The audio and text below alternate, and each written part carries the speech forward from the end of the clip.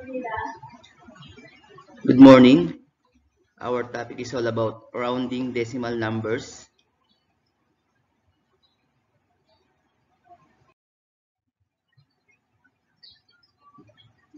How to round decimals. First, identify the digit to be rounded up. Second, inspect the digit to the right of the required place. If the digit is greater than 5, add 1 to the digit at the required place.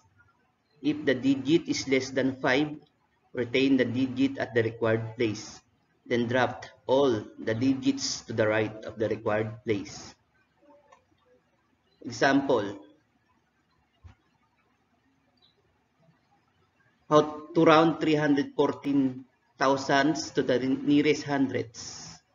So, ang unang gagawin natin, identify yung digit na niraround. So, ang hundreds place dyan ay yung 1. So, ano daw yung katabi sa kanan ng 1? 4. So, sabi dito, if the digit is less than 5, retain the digit at the required place. So, pag sinabing retain, hindi magbabago. Kasi less than 5. So, kaya ang sagot natin ay 31 hundredths. Magra-round down tayo kasi less than 5 yung digit sa kanan.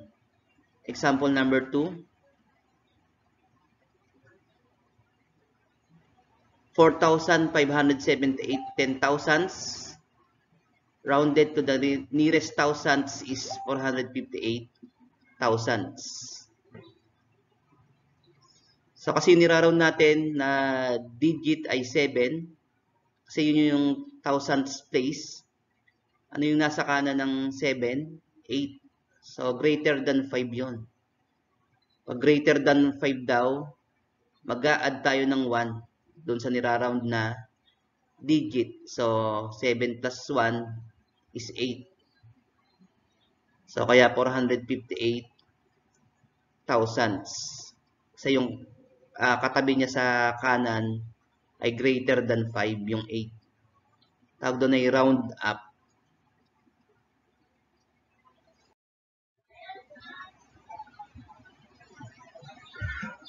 Learning task 1. Round each item to the nearest hundreds and thousands. Number 1. 10 and 597 thousandths. Round to the nearest hundreds. What should be the answer? So, 10 and 6 tenths. So, paano nangyari yon? Na naging tenths lang, hundreds ang niraround natin.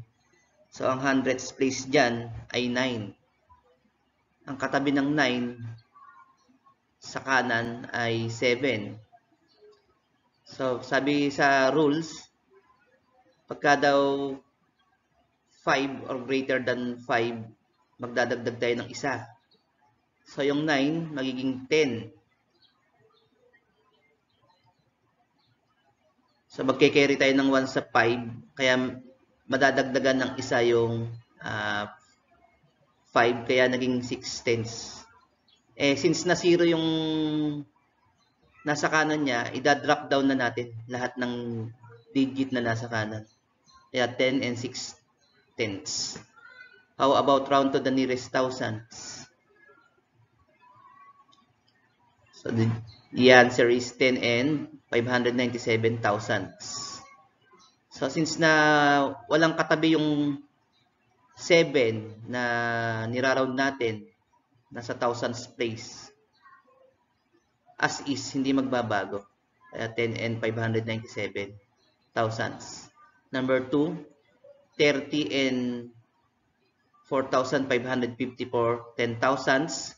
Round to the nearest hundreds is 30 and 46 hundredths. So, alin ba yung digit na niraround natin? Yung 5 hundredths place. 5. So, ano yung katabi niya sa kanan? 5. So, pagka 5 or greater than 5, magdadagdag tayo ng isa. Kaya yung 500 hundredths naging 600ths. Magra-round up tayo, kaya 30 and 46 hundredths. How about round to the nearest thousands?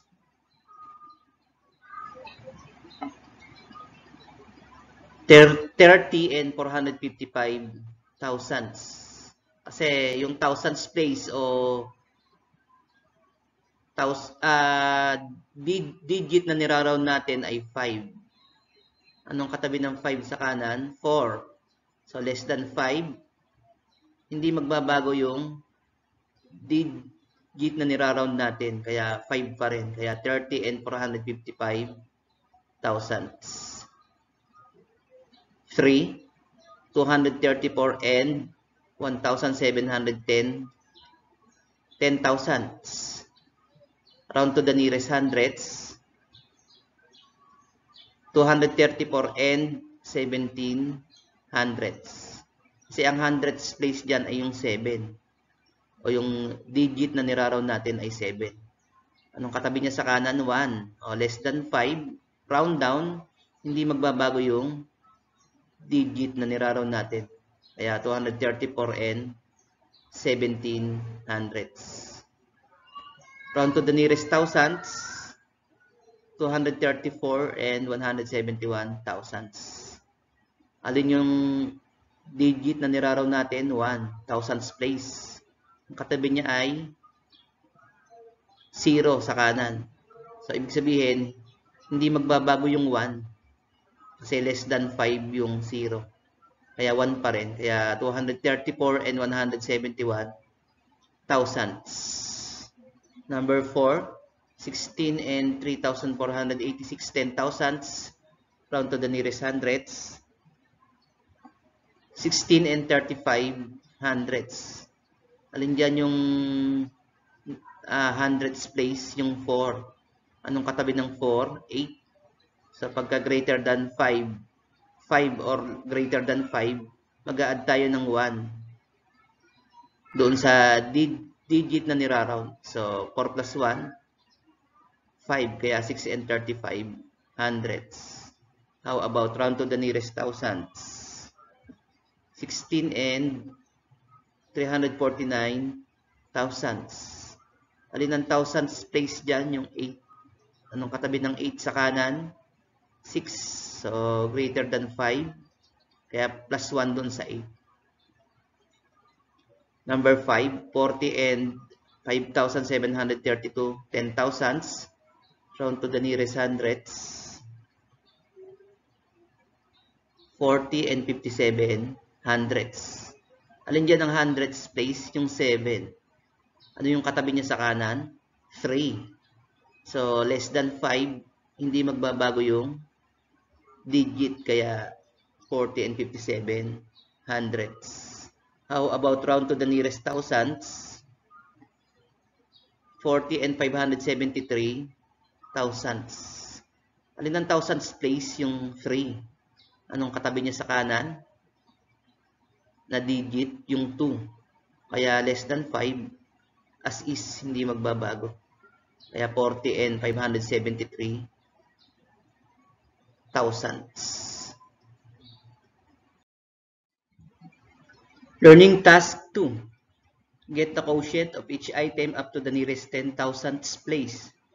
Then round the decimals to their nearest thousandths. Number 1, 77 divided by 9. So, kukunin natin yung quotient up to the nearest 10 thousandths place yung decimal. Then, iraround natin sa nearest thousandths. So, 77 divided by 9, 8.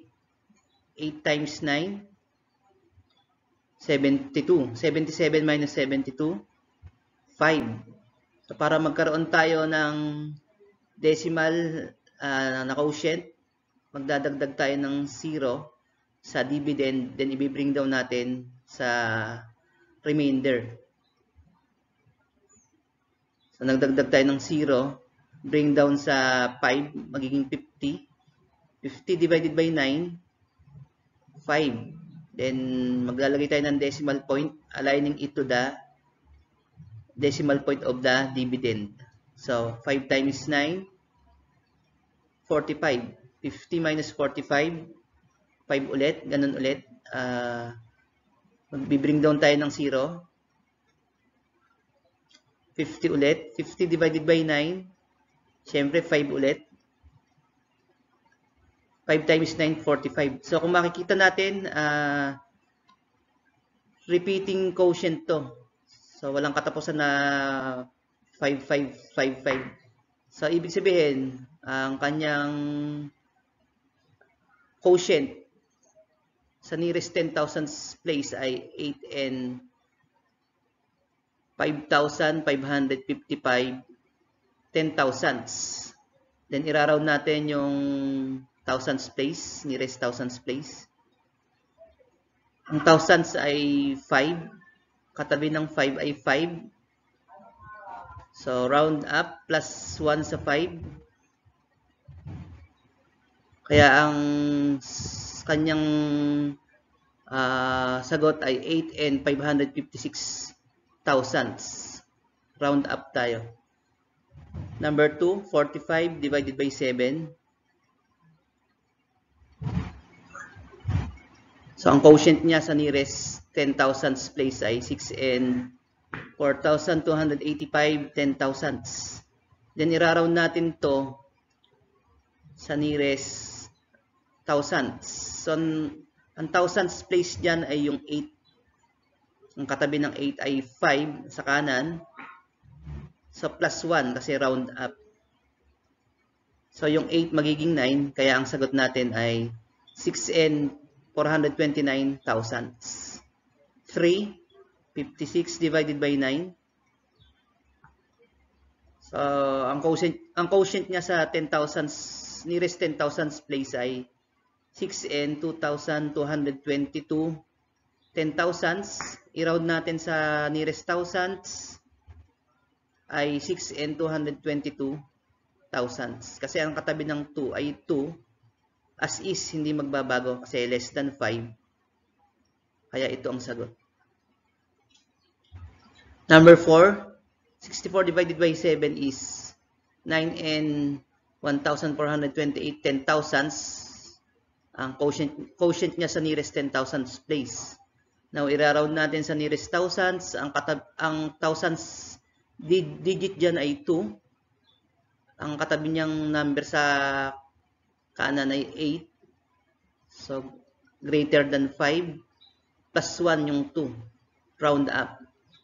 Kaya ang sagot natin ay 9 and 143 thousandths. Number 5, 51 divided by 6. Ano ang kanyang quotient sa nearest 10,000s place? 1 and 8,333 10,000s. Then, iraround natin sa thousands place.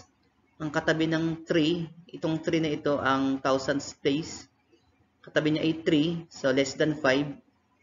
Round down, hindi magbabago. 3 pa rin.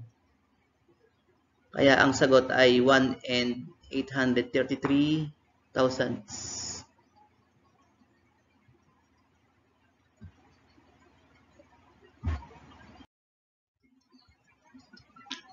Learning task 3. Solve the given problems below. What is the smallest decimal in hundreds rounded to 5/10? So, ano daw yung smallest decimal in hundreds na pagka ni-round mo, ang sagot ay 5/10. So, the answer is 45 hundredths. Number 2. What is the largest decimal in hundreds rounded to 5/10? So, ito naman, ano yung pinakamalaking decimal na hundreds na pagka ni-round mo, ang sagot ay 5/10. So, the answer is 54 hundredths. 3. Round 4,947 10,000ths to the nearest hundredths. So, alin dyan ang hundredths? Place. Yung digit na 9. So, anong katabi ng 9 sa kanan? 4. So, as is, hindi magbabago. Round down. The answer is 49 hundredths. Thank you. Maraming salamat. Don't forget to like and subscribe. I-hit nyo na rin ang notification bell para updated kayo sa mga gagawin kong math tutorial. Bye for now and God bless po. Salamat!